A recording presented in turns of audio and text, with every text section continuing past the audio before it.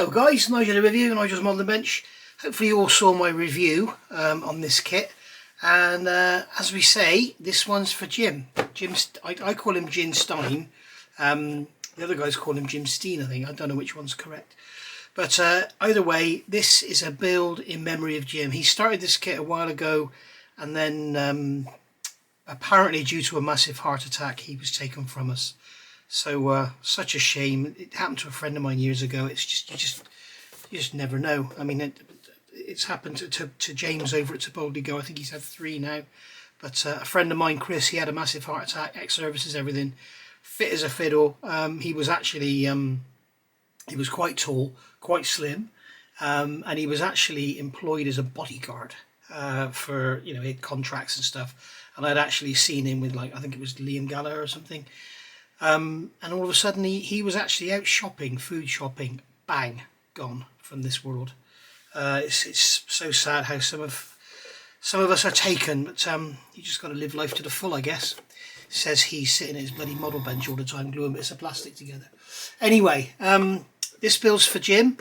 As I said in my review, Jeff Donahue got us started on this one, so I'm not going to be doing a video build of this as such. What I intend to do is sort of do some little bits and pieces, and then sort of make a video and say, hey, there's the engine, look, I've done that. And then I'll maybe, you know, I think the only thing I will actually video and show you is putting the chassis or the frame together, because I know there's a lot of people who struggle with these multi-part chassis and getting them all straight, not twisted. You know, you have to get them straight this way, straight this way, straight that way, and straight that way. So there's a lot to do, and it's just taking your time and everything. So so basically I'm going to make a start on this kit, but I'm not going to do it with the camera on. I'm going to do it with the camera off. And the first thing in the instructions is to build the engine. And I've just been looking at this sprue and looking at this kit, and there's 2 things that have really captured my eye. One is, thank you Hobby Boss, look at this. There's the engine. The whole engine, every single part is on one sprue. Brilliant. Why can't other manufacturers do that? I mean, Airfix are pretty good at it, to be fair. But if you remember the early Revell kits, I mean, they didn't even, like here you've got A57, A15. If you remember the early Revell kits, and I'm not knocking Revell, I'm just using Revell as an example, they'd have like 10 sprues in the box, and it would have part number 38. There was no A, B, C sprue, it was just part number 38. And on the sprue, it would be a random sprue, and part 38 would be next to 253. Which was next to 104. You know, there was no sort of nothing, no lineage or anything in it. So I'm going to build this engine up. I do know that Jim has spotted an issue. A21 here is the distributor, and A22, which is there, is a distributor cap, and it's only got 5 spark plug holes. So this obviously was an Audi 5-cylinder or a Volvo 5-cylinder or something. But anyway. But the other thing I noticed when I was looking through here is the quality of the moulding. If you notice, there's no flash. It's very crisp. There is a bit of flash there. Look, there's a piece of flash there. My God, that's disgusting. But yeah, there's no flash. It's really crisp. There's no mould misalignment, so you haven't got any huge seam lines. There's some more flash there on that ejector pin. But also something you always get in kits when they've got these leaf springs moulded in 1/2. In one piece, they've always got sink marks in them, and these haven't. Go and look at an Italeri kit. I mean, it's like sink line heaven if you've got springs like that. The only downside to this, it's got ejector pin marks on the inside of the chassis, which are hardly visible. I'm going to put some super glue in them and sand them out. But yeah, so I'm going to get on now and build the engine, and then I'll come back and we'll look at the engine when it's done, and then I'll get on with the next bit.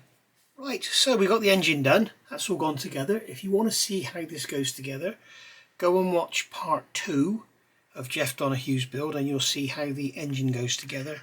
And in part 3 he's built the chassis. I've also built up the tyres off camera, just because I wanted to get them glued together and then see them. I'm so glad they've got plastic tyres and not horrible vinyl ones. And if you watch Peter's live stream last night, Oscar Modelling, he was talking about how to hold the tyres to paint them. Well, Peter, if you're watching this, you get yourself some of these. These are expanding holders, and you put them inside there like that, and you hold the tyre and paint it. That's the way to do it, mate. And then when you're done, you can stand that up in your cardboard base like so. So there you are. Just a bit of fun. But no, Peter had a great idea. What you got was one of those little tiny cotton buds and shoved it up in there. I'm guessing you could also use something like a stick that fit in there. Maybe a fat cocktail stick. Yeah, there you go. Fat cocktail stick will do it. And that was what he did, was put it in and paint the tyres and then just move it slightly to do that bit there. So bloody good idea, really. So yeah, I've drilled a hole in the back of the engine as well so I could get a cocktail stick in there to hold it. This engine's got to be like a gloss olive green colour with black bits on it and stuff, so we'll do that. So now, as I said, what I'll do, because a lot of the newer modelers out there have issues with getting chassis together, so what I've done, I've built up the cross members. You can see here you have to build 2 of these. So this is this sort of cross member here with these 2 little bits on it. You can see there, that's what that is. I've also filled, there were some sink marks in there, so I filled them with super glue. I've also done all the ejector pin marks in the chassis rails. This unit on the back here is a bit sort of unpositive how it goes together, so the only bit of this that is glued is that joint there and that joint there, where we go across here, that joint there and that joint there, so I can sort of flex it and get it into shape. This pintle here is not glued in, that's still movable, but it's a very nice tight fit, so we may not even bother gluing it at all. But that whole unit is just sort of left flexible, so I can splay the legs or whatever as required. And then we've got this, I'm assuming this is an air tank, part A49 going in. I'm not putting that in because it will affect the alignment of the chassis, you'll see what I mean. And I'm not fitting the engine. I'm going to fit this front cross member, but I'm just going to glue it on one side. The reason is I don't want to fit the engine is because the sump sticks out the bottom, the head sticks out the top obviously, and it'll affect me getting it flat.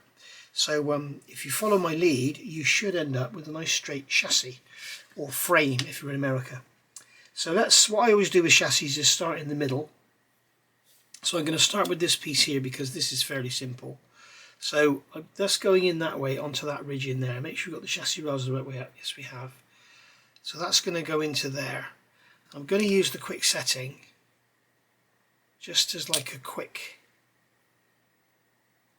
assembly sort of thing. Now I've got a steel rule here which is going to act as a square and a straight edge. So I can hold that in there, hold that against the edge of that chassis rail without flexing the chassis. Just check that's roughly square, that's good enough. That's going to be fine. And then the next one is going to be one of these going in.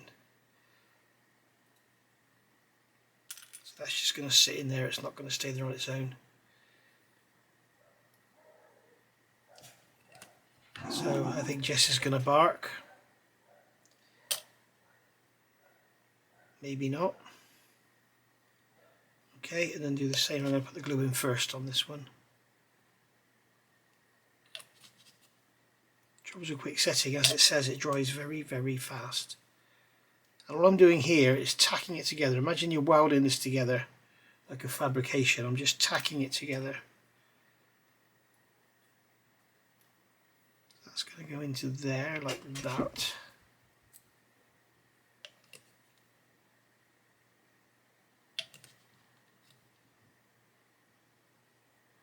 Just tack that in there.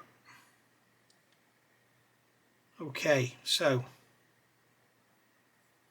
put this down on the bench and we can use the grid on our cutting mat to make sure everything's square-ish. There we go. So what we can do now is get the opposite side and offer it up. And the first thing I do, you've got a little peg on here, which if you saw Jeff's video, he sanded it off. And if I hadn't seen Jeff's video, I can tell you I would have sanded it off as well, because that's my favourite little trick, is doing that, sanding off bloody pins. So that's all lined up nicely, that's all gone together beautifully. Okay. So that on there is a fairly tight fit. So I'm going to get some cement into there.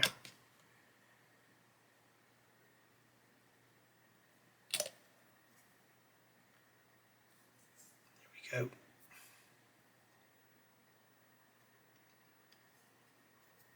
It's easy to, when you do this, it's easy to forget which side.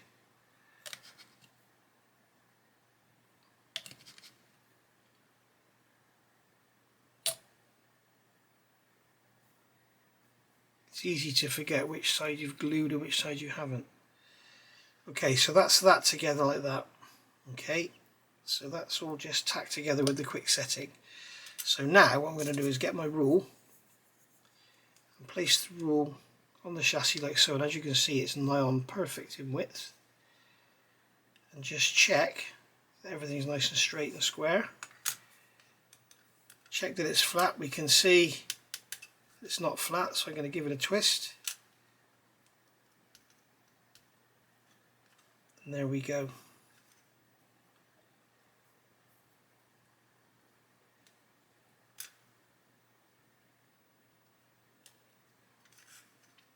Okay, so get the rule in here.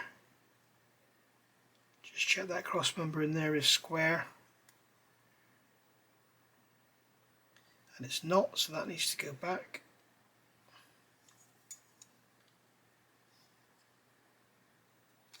That one's not square either. That one's not square either. So what we're going to do is pull the chassis. What I'm doing is this to get it all square.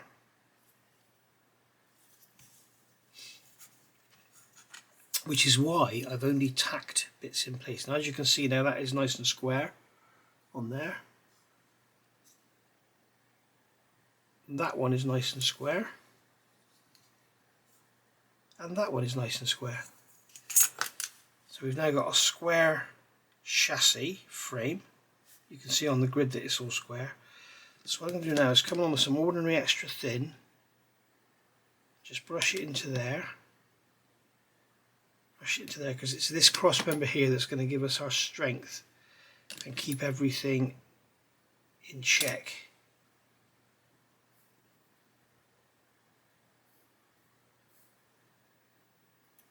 And then this down here, this can also get some extra thin. I believe personally extra thin is stronger than extra thin quick setting. So I hope you're watching this, Jim. I hope you're watching all of us.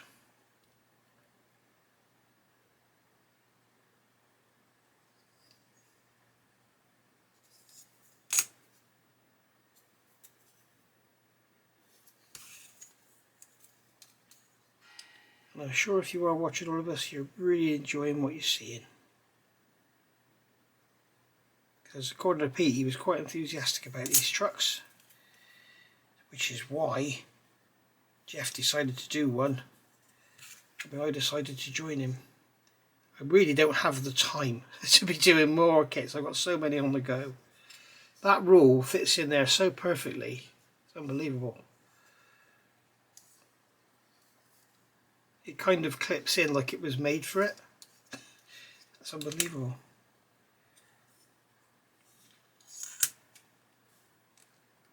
It's trying to pull itself off. So I'm still going to keep pulling it back.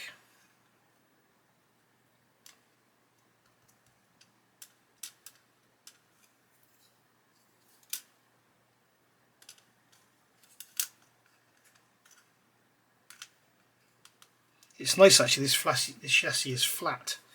A lot of chassis are, they sort of come along and then they widen out or narrow down and then they go up or down and they've got lumps sticking out of them. But this is just a flat surface. It's flat on the sides, it's flat on the bottom, flat on the top. It's bloody brilliant.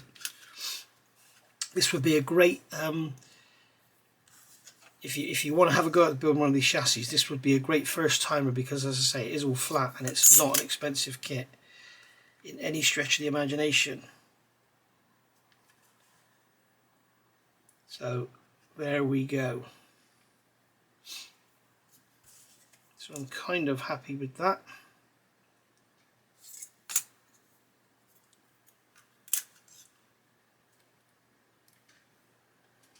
So that rear cross member is going to slot in like that.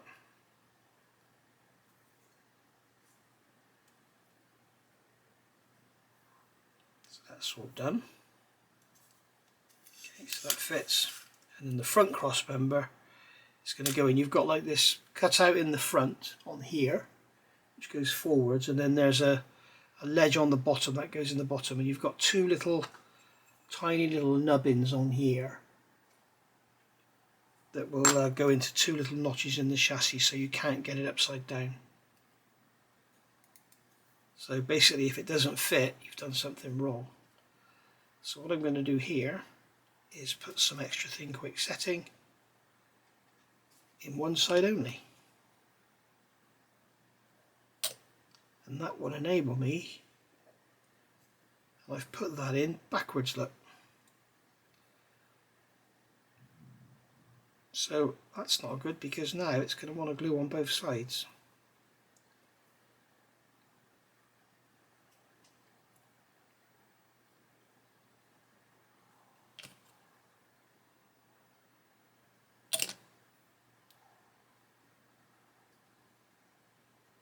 There we go. Just going to push that together.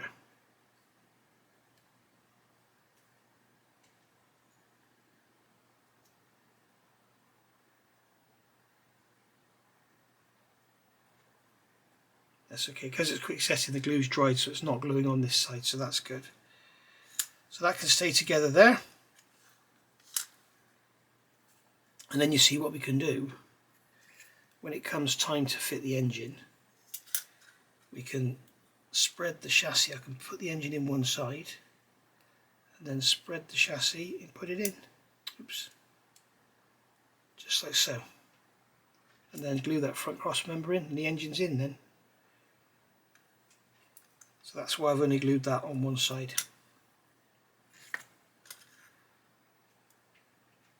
I'm not sure actually if I did glue it, could we still get the engine in?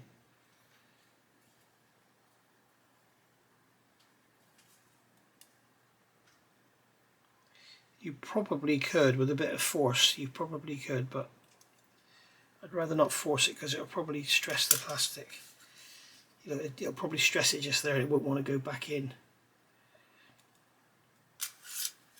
Right, so just final quick check. That's all nice and square. That's good. So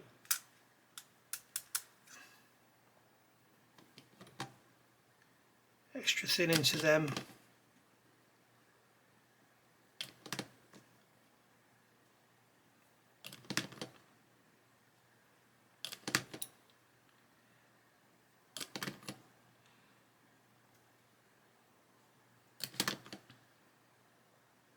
Then nice and solid. So there you are, our whole chassis now is glued together with extra thin, not just the quick setting. And it should all be nice and flat and straight and everything. So what we can do now is get our metal weights. If you don't have these metal weights, don't worry about it, you can use anything. All you need is weight. I'm just going to put that on there. Just going to put this on here to weigh it down so it dries nice and flat. And then we just leave that to set. So there we go. Okay, so the chassis is done now, all nice and flat, all nice and square and everything, and we're good to go. So this rear cross member, as you can see in the instructions, they just tell you here to glue these two bits in, glue that in, blah blah blah. I wouldn't suggest doing that. I'm just gonna, if you are building this, I'm gonna help you out, because there's no guide in there as to sort of what angle these should be on or anything. So what I did was glue these together, and I filled the gaps in the outside with super glue. Give them a quick sand down just to make them look a bit better. You're not going to see any of it, but hey, it's modelling, it's what it's all about. It's about taking your time and getting your seams sorted and everything. So what I've done with this is assembled it, and I can tell you that this gap in here, this gap between these two points on the inside, is about 3mm. So if you do yours the same, you'll be okay. And what we're trying to achieve is so that this end sort of fits nice in the chassis, and it does, it fits in there nice and snug, just like so. And then this cross member I mean, you can assemble it all beforehand if you want to, but I would rather do it this way. So this cross member is going to go in here, like so. Got some flash on the end of the chassis rails there as well. I'm going to use the quick setting just to get a bit of a bite going, just to hold it in there. Okay, so just hold that in there, and then this will slide up into it, just like so. And as you can see, it kind of centers itself around that hole, this hole that's in there. You want it sort of centered in that hole. Okay, so you just be careful of the light, because depending how you look at it, it may look wrong.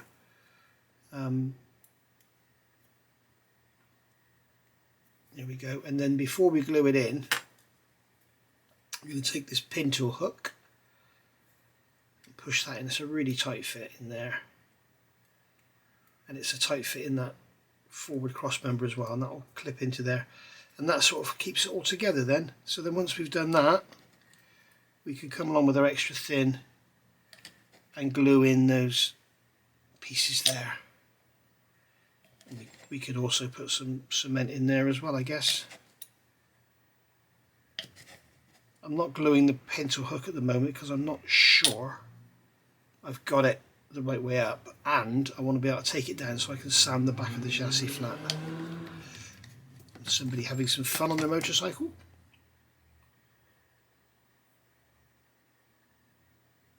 Shame they're doing it in a rural street.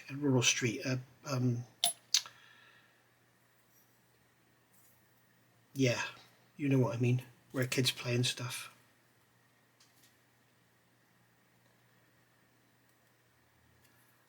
So there we go. That's how I've put that rear cross member in and made sure it's all stayed nice and square and straight and everything. And I would suggest perhaps you do the same, because you could easily mess that up if you assemble like that and then try to fit it and find out that it's wrong.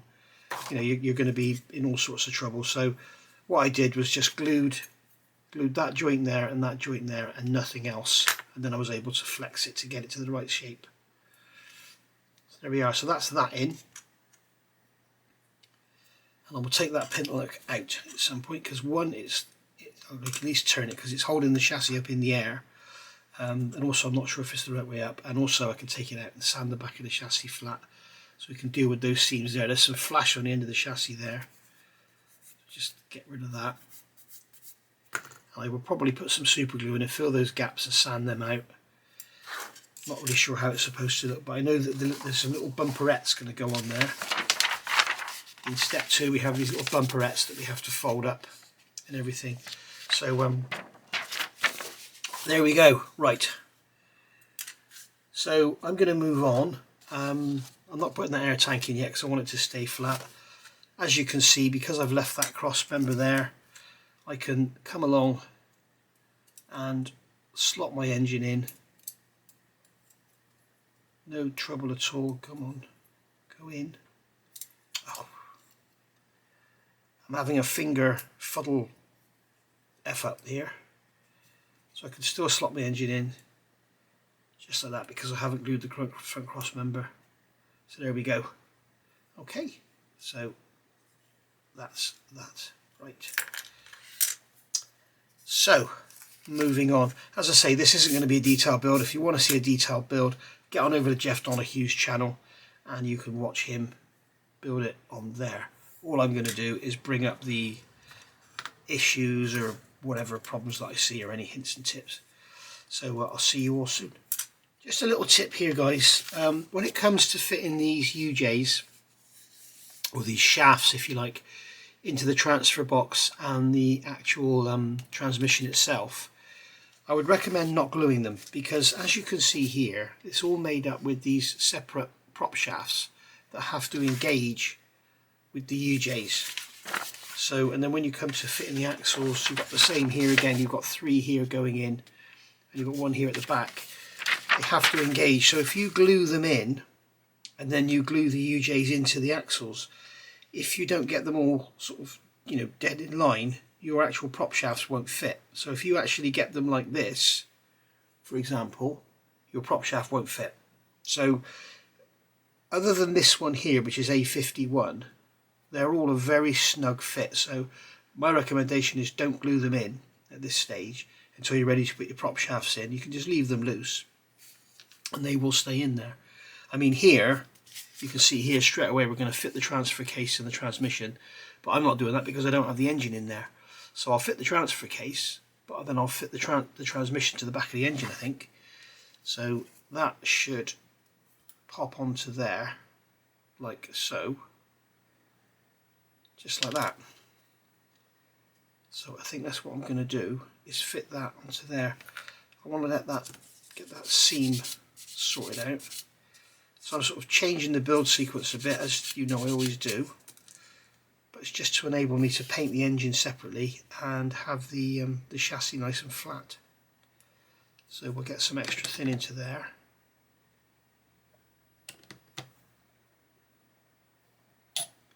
And then just work that and get a nice joint going on. Make sure it's nice and straight.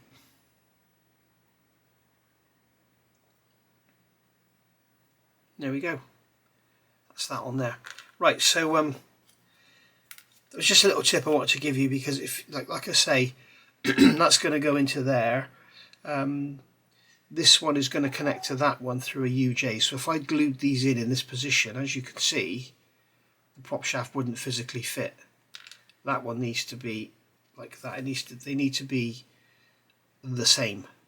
Okay, so they need to be the same sort of angle like that, so that the prop shaft can fit between them. Okay, so just a little tip. Another note, guys, in the last little snippet there, I actually glued the transmission on like that, which is how you think it would go, but no, it's upside down. It goes like that. That looks realistic, doesn't it, eh? What a complete and utter mess that is. But yeah, if you put it on upside down, it won't line up with the transfer case. So so there we go. You have been warned. That's how it goes like that. Look. Okay, so I'm obviously not gluing it in now. I want it to. I want the mess on the back of the engine to dry out, and then I can sand it flat and everything. So there we go. Just a little one. Just don't do the same mistake as I did. Alright, so if you're following along with me and you want to do my sort of build sequence, then this is what I've done. As you can see, I've got a peg on the front of the chassis holding it together. The engine is in, so what I've done, I said about these UJs, I've actually glued this little shaft here. This little shaft, I've glued it into the front of the transfer case. So basically now we can open up the chassis, we can remove the engine, like so, and that shaft will stay there. So now we got everything together, so we can go on now and build up the chassis and get everything painted, and then just pop the engine in afterwards. Now these axles, they're multi-piece. If I just grab the instructions, Mr. Unprepared, this is the tightest box lid in the world. It's really tight. So yeah, you can see these axles, they go together. You've got two halves for each differential, and then you've got the separate ends going together, so it's not very good for beginners. But basically here they are assembled. I've done them now so that they're done and good and set when I need them. Now when it comes to getting them aligned, obviously when they go together they want to be just all over the place. What I do is I just line them up by eye with the lines on my cutting mat to get them straight. Now I can see straight away that that one there has moved, so that one needs to be just tweaked up. And these have been glued about an hour, so the glue is still kind of soft-ish. And then just turn them, and you just want to look at them basically at sort of 90-degree intervals to see what they're like. And the straightness of these axles will determine how good your model is going to sit on all its wheels, because the one thing you want with a model like this, a truck with multi-wheels, you want all of the wheels on the ground. You don't want one sitting up in the air. It looks bloody awful. Okay, so that's that done. That's tweaked. So now that's tweaked, we can apply some more liquid cement into there and let it cure like that. Okay, so that's how I've done it. The other way you could do it is if you could put it in a drill or something and just twist it. I mean, maybe I can do it, I hadn't thought of this, but maybe I can do it in here, my David Union pin vise, which is absolutely bloody awesome. So I can probably just turn it in there and see what it's like. Perhaps roll it along. Just see if it's all nice and true, and it looks pretty good, doesn't it? Let's try it on this one.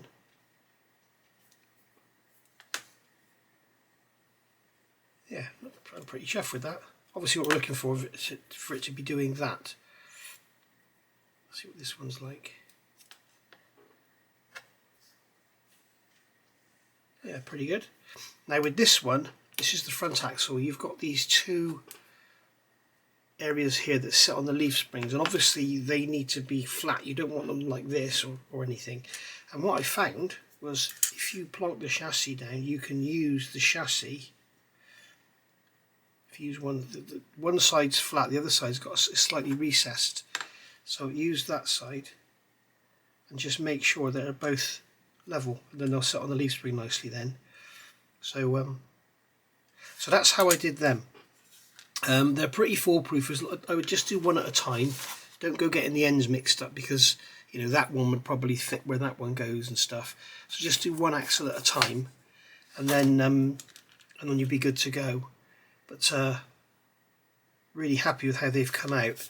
But as I say, get them built and let them dry before you need them, and get them nice and straight.